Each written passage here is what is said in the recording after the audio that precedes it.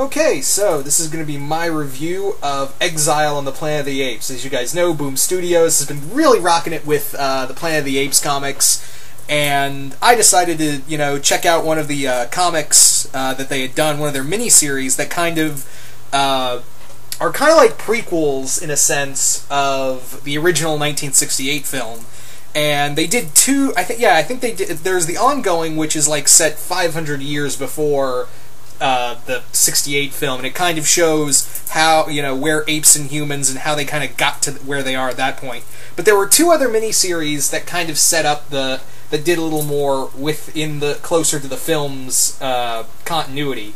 Granted, it's like 18 years before it, but still, it's a little closer.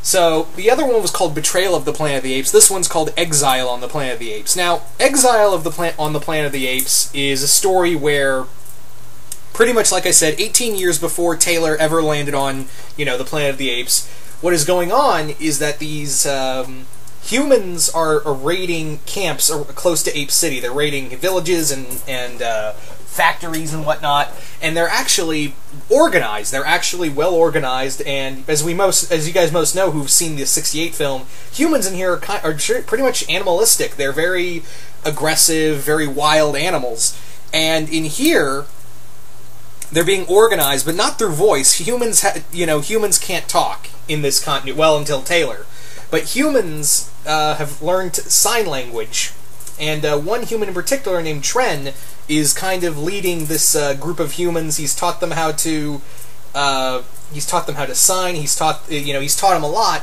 But there's something else going on that a rogue guerrilla general called Ulron has organized humans, and now he's pretty much leading them into not so much battle. He's trying to set up his own city where he can help the humans. But pretty much he's pretty much forced to raid these camps, for medicine and whatnot. And here's where we have our story. Now, we don't really see a lot of the human, we don't really see a lot of characters from the movies. We do get Dr. Zaius. We do get Dr. Zaius, and we do get some other characters in here, like some lesser-known characters that are from the Ape continuity, but really Zaius is the only major character. The other two that show up in here are Julius from the film, the gorilla who was, Zira's assistant, Julius, and we also have Dr. Milo, who was from Escape from the Planet of the Apes, excuse me. So those are the only other two characters that you really see in here. You don't get Zira or Cornelius. You'd think you'd see them by now in this continuity, and this makes sense because this other character we have in here, called Dr. Priska, she's the one who trained Tren to sign language, but she thought he died in a conflict along with Alaron. And yeah, it's kind of interesting. I was like, why didn't you just use Zira? Because I actually thought until they said her name was Priska, I honestly thought it was I thought her name was Zira.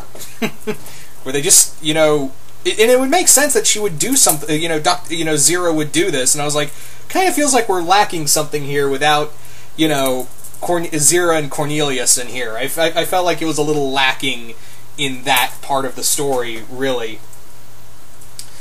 But, what else did I want to say? Pretty much in this, throughout this story, it's very there's a lot of action in here, but the main thing is that it does kind of follow that whole drive of, the apes and humans are very much in the gray area. And Zaius is, Dr. Zaius is the keeper of the faith, and, member of the the religious member of science on the Orangutan Council.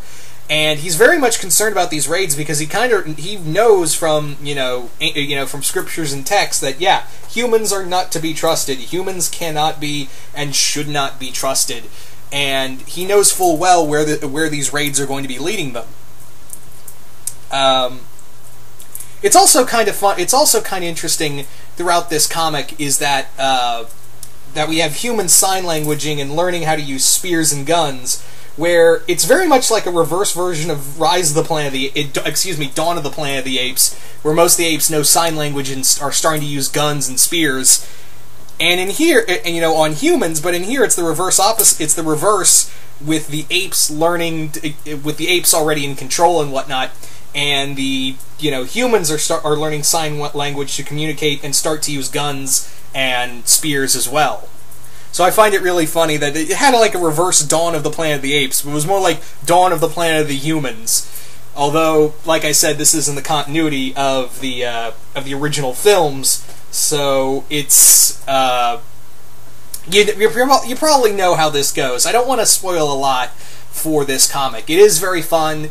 I would have to say, if you're a fan of the original Planet of the Apes films, this is definitely worth a look. I mean, I haven't checked out Betrayal yet, but Betrayal has a lot to do with this comic, and Betrayal is what I'm told is like the Marvel Comics Civil War, but in ape form. That's kind of how it was told to me. That's how it was. Was that it was Civil War, but instead with apes.